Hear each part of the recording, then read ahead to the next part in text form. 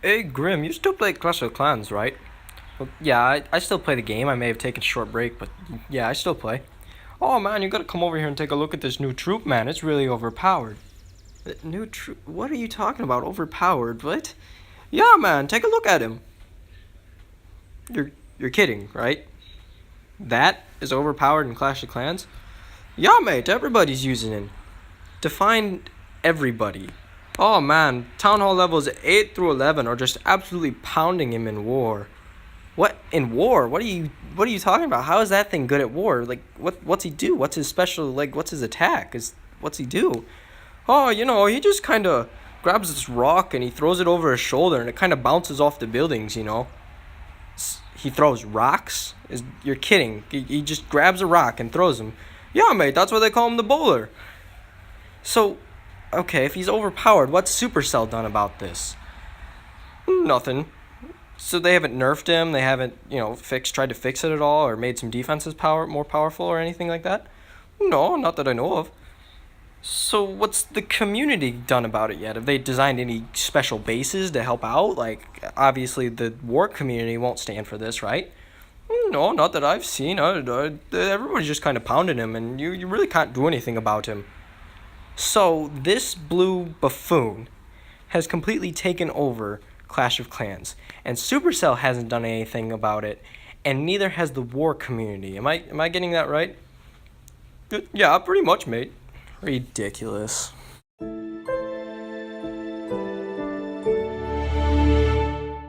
Hey, what's going on, guys? My name is Grim. Welcome back to some Clash of Clans videos. If you couldn't tell by that little intro put together there, we're going to be checking out some bowler bases, basically. Obviously, okay, let me start from the beginning here. If you have no connection to any internet in the past like month and a half, and you haven't seen any YouTube videos or anything like that, you haven't touched Clash of Clans, then let me fill you in. Bowlers are the most overpowered troop that has ever, like, remember when Valks were really powerful? Yeah, the bowlers are like 4 times that. So it's just absolutely ridiculous. But at Town Hall 9, there's this attack, I guess, that is called the HGHB: Hogs, Giants, Healers, and Bowlers.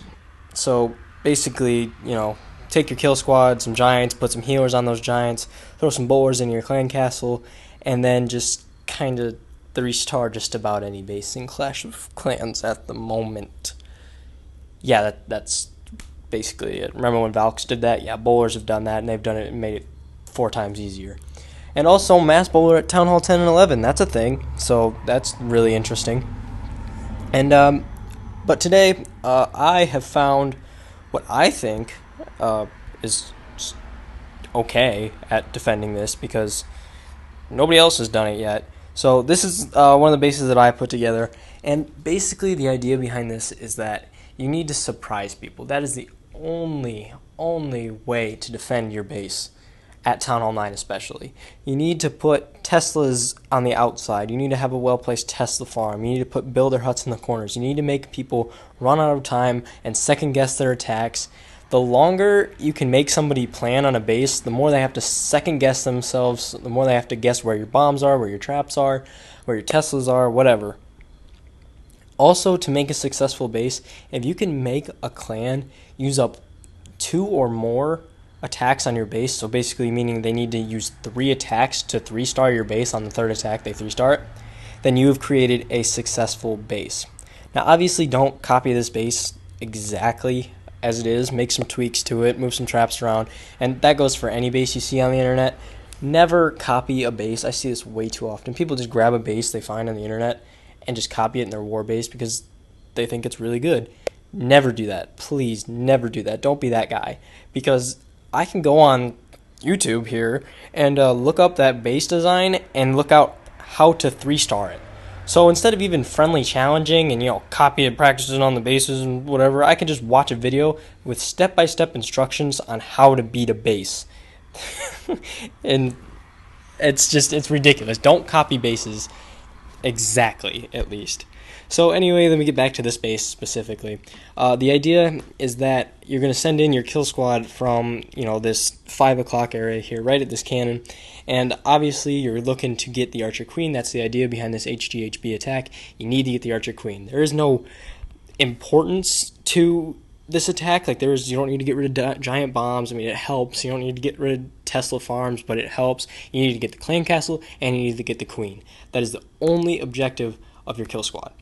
So, I kind of set a lure here. Archer Queen, Expo, Clan Castle, possible Tesla farm. Alright, let's just go in from this area and get all those things out of the way. The things I need for my HGHB, get those out of the way right away in the beginning of a raid. And then 3-star this base, obviously. That's what an attacker's mind would think. So, obviously, if things go to not the attacker's plan, but my plan, what would happen is that he would place all of his giants down here to start tanking. He'd put some funneling troops on this left side. He'd put some funneling troops on this, and the Tesla would pop.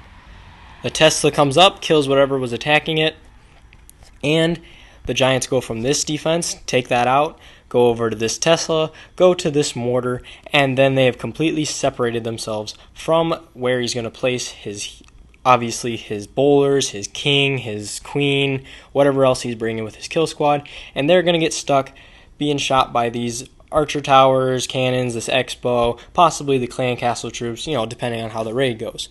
So that's the idea. Surprise somebody on the first attack, make them have to deal with it on the second one. Split the tanks from the damage. That's the idea. Split up the tanks, your golems, your lava hounds, your giants, tanks. Those are tanks, lots of health. From the damage, your heroes, your bowlers, your valks, your wizards, that's your damage. Got it? Good. Moving on. Next base. This is one that I found to be more effective at this HGHB strategy, and this one was actually given to me by a buddy of mine. His name is Duke of Totting. He's actually a very active member in the War Clan community, also in the clan WHF or Wiz on Her Face. He's in Wiz on Her Face Rising, WHF Rising, I believe, and they did an arranged war with WHF 2, which is another feeder clan to their main clan, which is obviously just WHF. But there's two still very good war clans. Duke is one of the best attackers at Town Hall 9 that I've ever seen. He's got 33 heroes, the whole, spiel. But what this base did to, I believe, WHF 2, Rising, this was a base that somebody on Rising had, and it took WHF 2 7 Town Hall 9 attacks and a Town Hall 10 dip down to be able to 3-star that base. So let me do some math here. Let me 42 carry the 8 plus 9. 9 attacks it took to 3-star this base right here, and 2 very high-level war clans, or at least feeders to a very high-level war clan. Still very good players.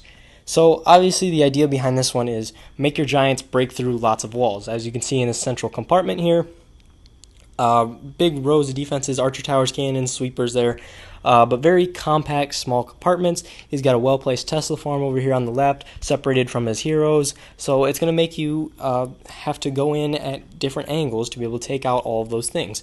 Expos on ground, that was a key to it. That's going to stop some of the archer queen walks of various other attacks that you can use, but I don't know, 9 attacks to 3-star one base in any clan war is a really good base, especially at Town Hall 9.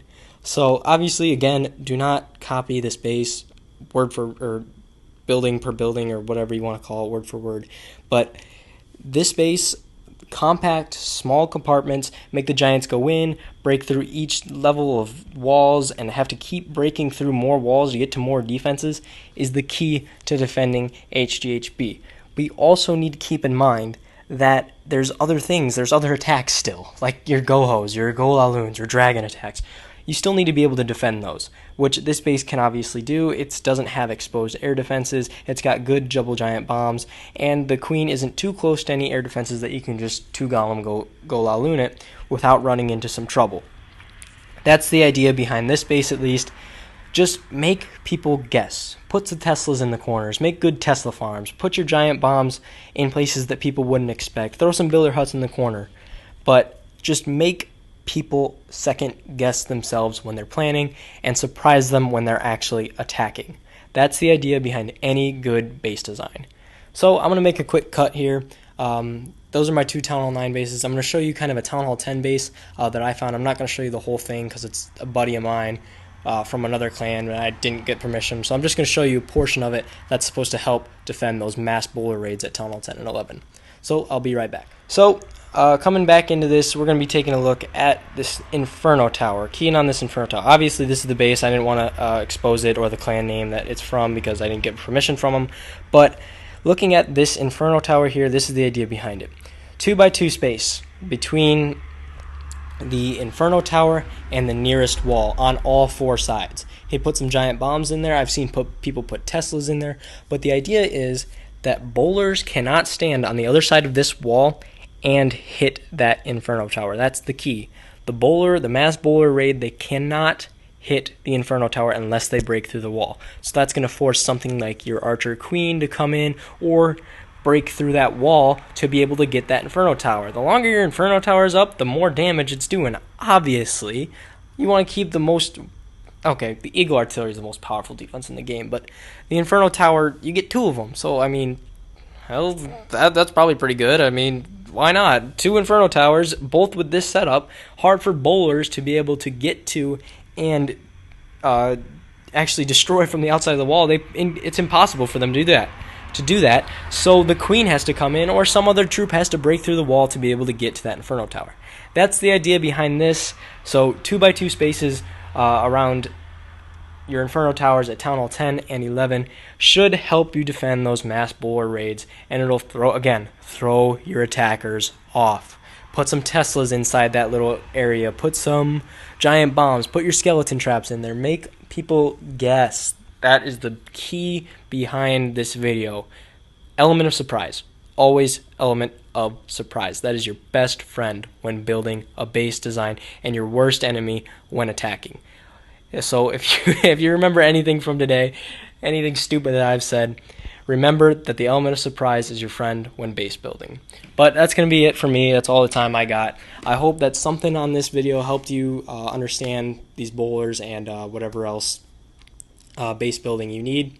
But that's going to be it for me, and I'll see you guys here next time. Peace.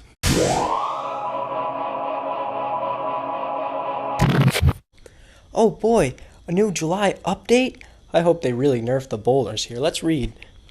July upgraded levels. Town Hall 11 gets a boost. Archer Tower level 14. Okay, that might help. And Giant level 8. Seriously? You're kidding, right? Thanks, Supercell.